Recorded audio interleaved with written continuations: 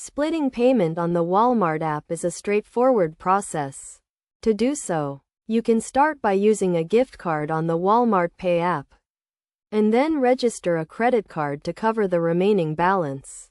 Alternatively, you can choose to split the payment directly by selecting one payment option to cover the initial amount, and then using Walmart Pay to pay the rest of the balance. The app allows you to choose different payment methods for various portions of your total, giving you the flexibility to pay part of the amount with one credit card and the rest with a gift card or another payment method.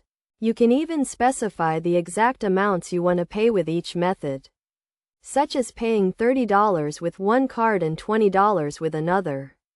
If you encounter any issues or need further assistance, consider reaching out to Walmart's customer support for personalized recommendations or alternative methods for handling split payments.